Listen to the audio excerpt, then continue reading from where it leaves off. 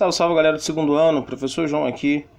Meus queridos, minhas queridas, meus lindos, minhas lindas, a gente vai continuar falando sobre matrizes, mas agora em especial a gente vai falar de um assunto específico chamado determinante.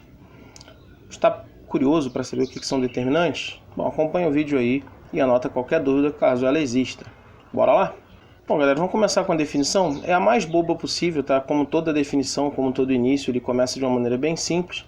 Por definição, se você tem uma matriz de ordem n quadrada, a gente chama de determinante dessa matriz e vai denotar por det de A, det de determinante, a um número real, né? Que é determinado usando uma série de combinações de operações envolvendo todos os elementos da matriz. Ou seja, o determinante de uma matriz é um número. Esse número está relacionado a todos os elementos da matriz. Como que a gente chega nesse número? Bom, cada tipo de matriz vai ter seu determinante obtido de uma forma distinta e a gente vai ter algumas regras para calcular esse determinante. O caso mais simples, que quase nunca vai aparecer, é o da matriz 1 por 1.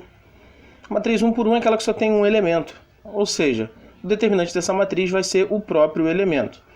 Galera, quando a gente quer calcular o determinante, a gente coloca a matriz entre barrinhas, como se fosse módulo, tá? Sem o colchete ou parêntese. A barrinha vertical em volta da matriz quer dizer que é o determinante daquela matriz. Ou seja, o determinante da própria matriz é o próprio elemento. Por exemplo, se a matriz for a do número 9, então o determinante vai ser o próprio número 9. Se a matriz for do elemento menos 2/5, o determinante vai ser o próprio elemento menos 2/5. Mais fácil que isso não tem. Mas é claro que nem tudo são flores, né? A gente tem várias matrizes diferentes, incluindo a matriz 2 por 2. A matriz 2 por 2 é aquela que tem duas linhas e duas colunas. Bom, o determinante dessa matriz a gente calcula fazendo a diferença entre o produto dos elementos da diagonal principal e o produto dos elementos da diagonal secundária. Ou seja, se você tem uma matriz lá 2 por 2, então você pega os dois elementos da diagonal principal e multiplica, os dois da diagonal secundária e multiplica, e o determinante dessa matriz vai ser a diferença entre essas multiplicações. Bacana, né? Exemplo, se a matriz A é fulana de tal, então o determinante dessa matriz vai ser 1 vezes 10 na diagonal principal, menos 5 vezes 7 na diagonal secundária. Lembrando que a ordem dos fatores não altera o produto. 10 menos 35 dá menos 25, esse é o determinante da matriz A. Então é assim que a gente calcula o determinante da matriz 2 por 2. Bom, a matriz 3 por 3 é aquela que tem 3 linhas e 3 colunas, vai ter esse determinante calculado da seguinte maneira. Tá vendo aí? Eu acho que eu nem sei ler isso, gente. Na verdade eu sei sim, mas brincadeiras à parte, decorar essa sequência de multiplicações é meio complicado.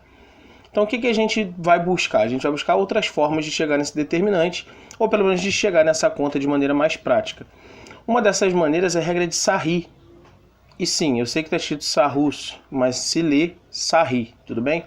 A regra de Sarri diz que para você calcular o determinante de uma matriz 3 por 3 tem que seguir esses passos aqui. Repetir as duas primeiras fileiras da matriz, ao lado ou abaixo da matriz, tanto faz. Traçar as diagonais para a direita e para a esquerda, vão ser 3 diagonais em cada sentido. A diagonal principal e a diagonal secundária vão estar incluídas e você vai ter as diagonais auxiliares, né? 2 para a direita e 2 para a esquerda, totalizando 3 para a direita e 3 para a esquerda.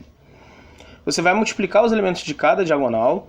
Para a direita, quando você multiplicar, você vai manter o sinal do produto obtido, e para a esquerda você vai trocar o sinal do produto obtido.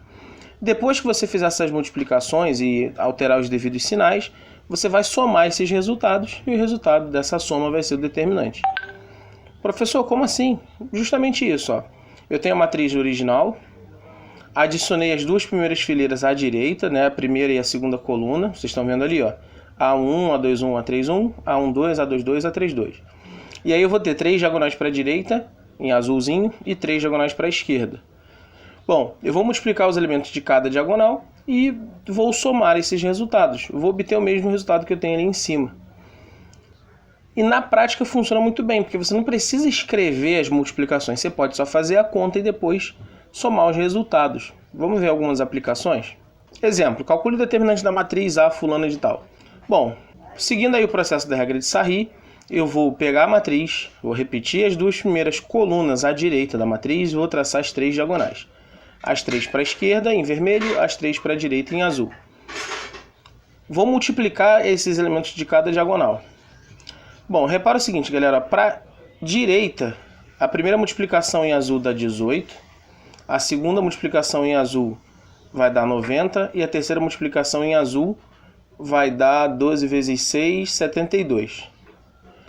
Para a esquerda, a primeira multiplicação em vermelho vai dar 12, a segunda em vermelho vai dar 54, que é 1 vezes 9 vezes 6, e a terceira em vermelho vai dar 180, que é 5 vezes 4 vezes 9.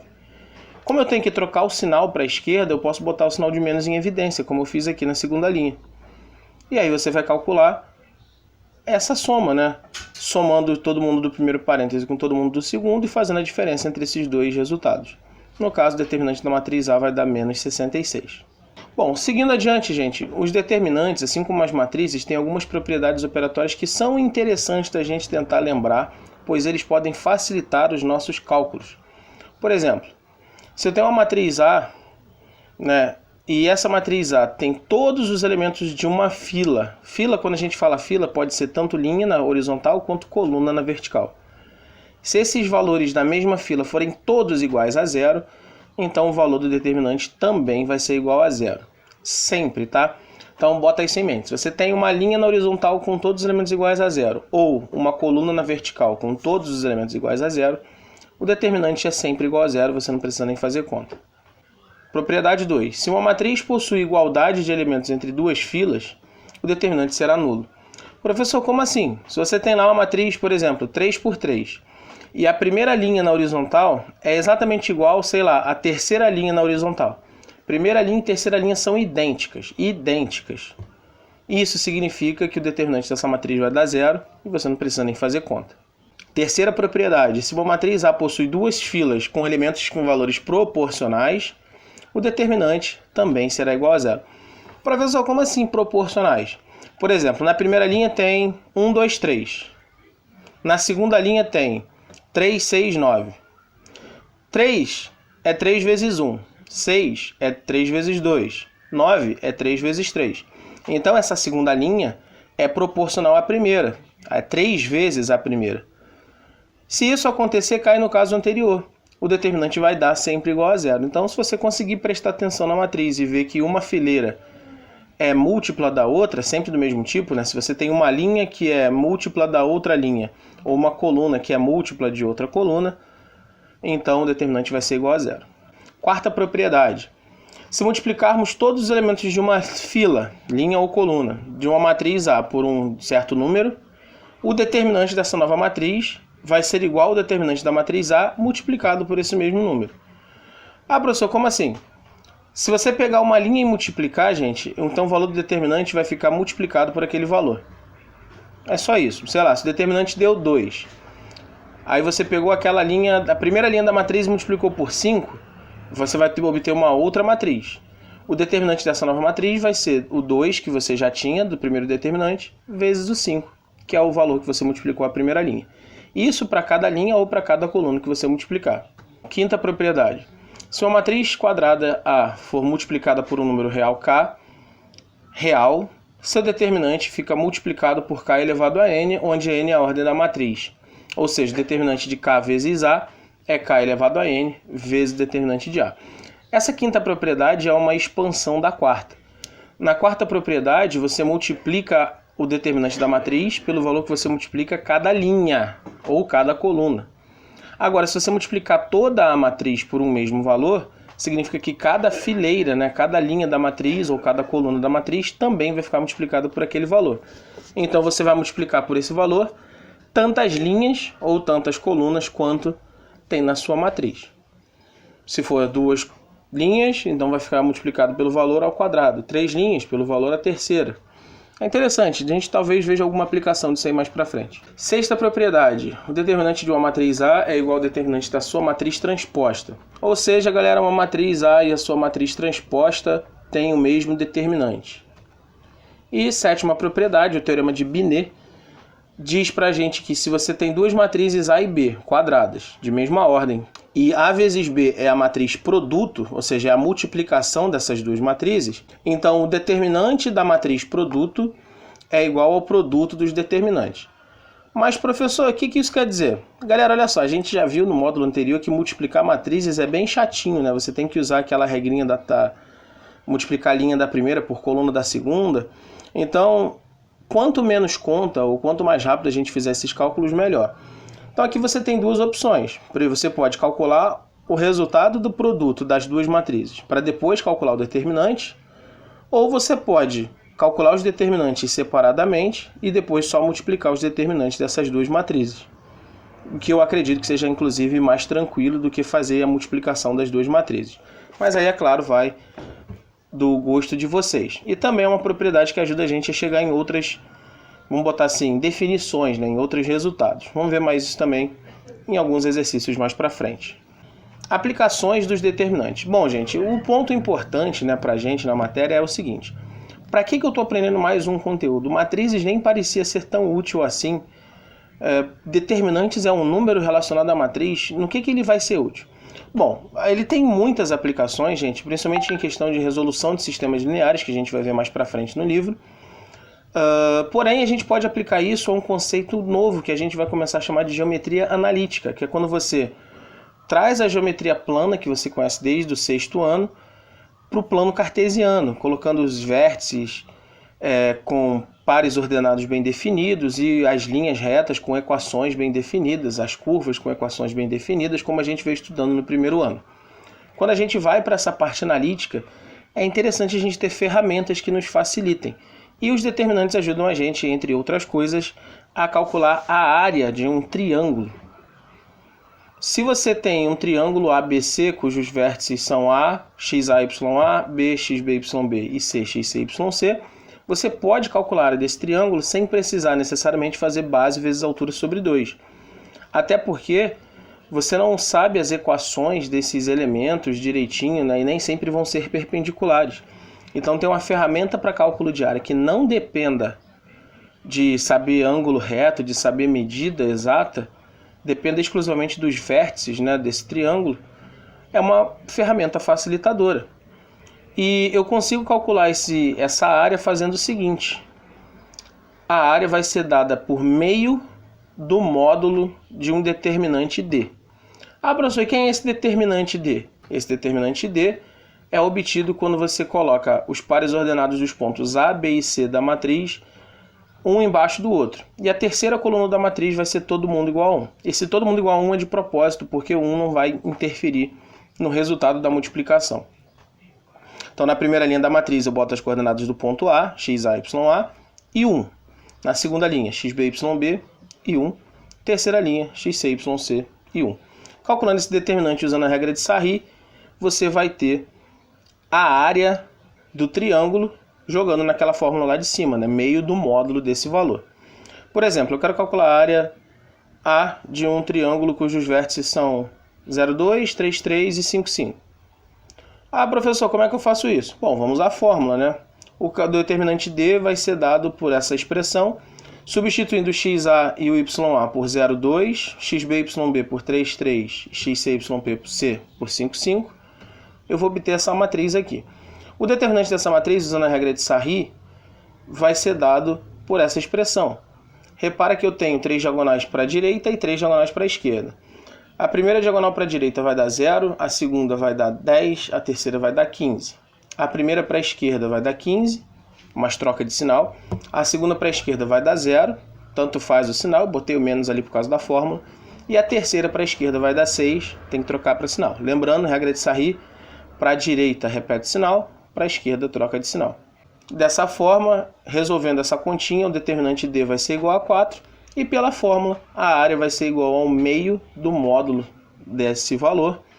Módulo de 4 é igual a 4, meio vezes 4 dá 2, ou seja, a área desse triângulo é de 2 unidades de área. Tranquilo, gente?